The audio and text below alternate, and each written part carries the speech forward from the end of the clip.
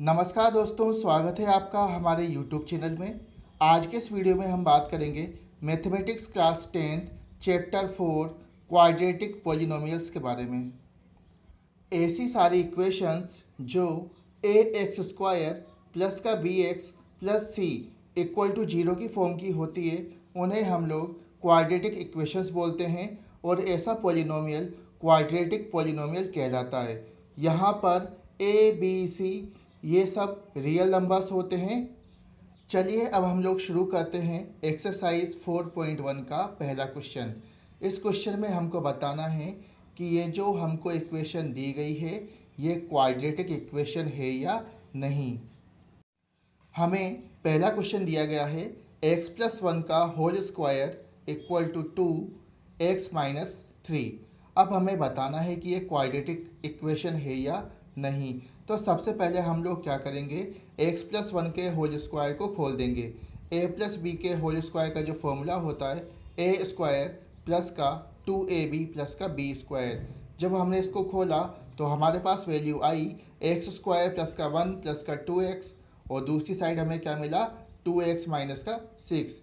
जब हमने इसको पूरे को खोला तो हमारा रिजल्ट निकल के आया एक्स स्क्वायर प्लस का 7 इक्वल टू 0। यहाँ पर x का जो कोफिशिएंट है वो है 1 और x की पावर कितनी है 2।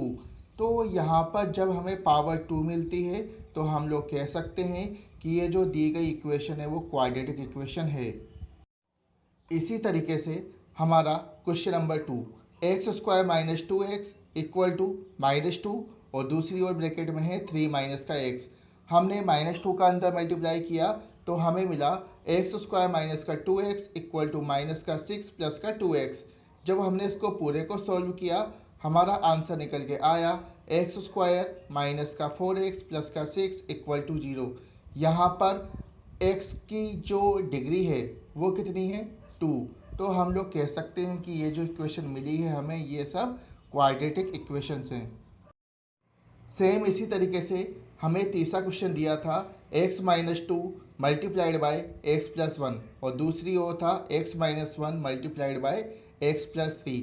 जब हमने इसको पूरे को सॉल्व किया तो हमें मिला माइनस का 3x प्लस का 1 इक्वल टू 0। अब यहाँ पर हमें x की पावर 2 नहीं मिली तो हम लोग कहेंगे कि ये जो दी गई इक्वेशन है वो क्वाड्रेटिक इक्वेशन नहीं है। अब हम वीडियो में आगे बढ़ते हैं क्वेश्चन नंबर 4 की ओर।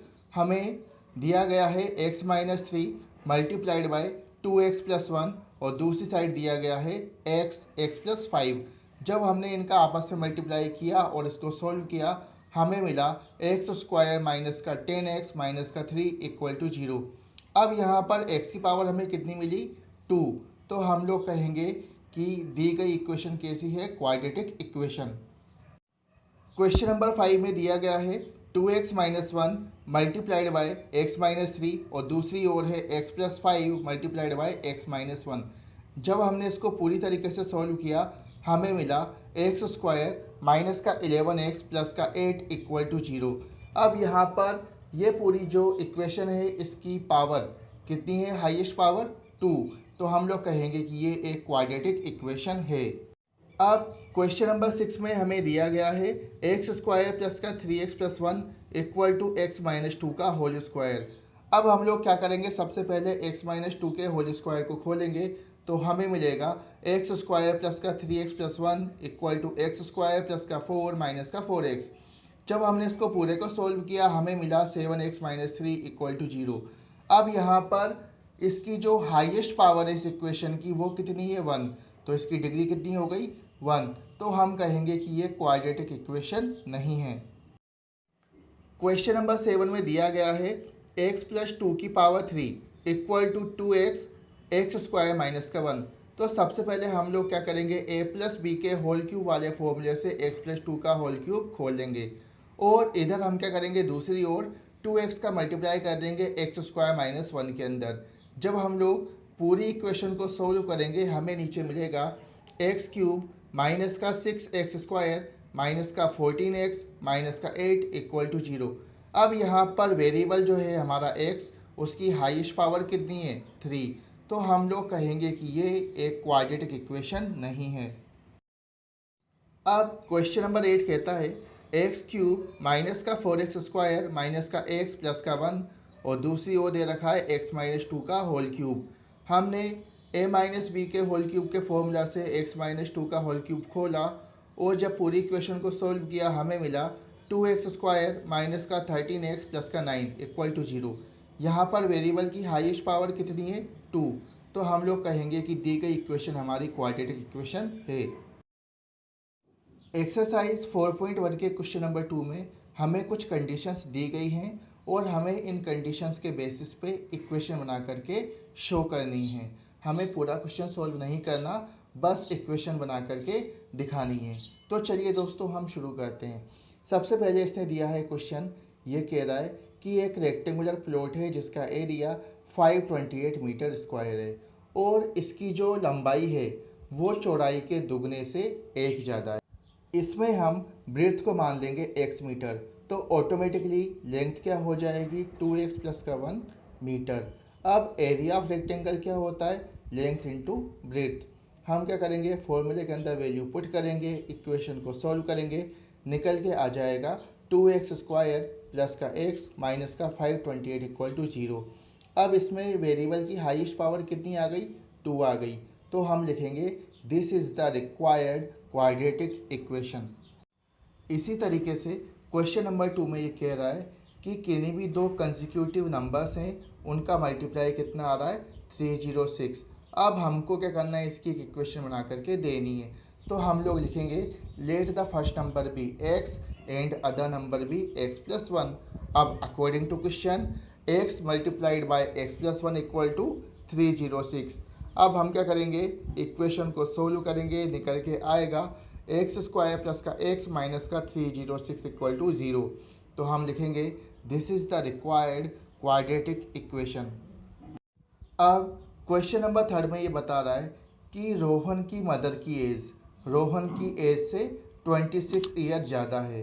अब आगे ये होगा कि 3 साल बाद रोहन की जो एज रहेगी और उसकी माँ की एज, दोनों का प्रोडक्ट कितना आ जाएगा 360।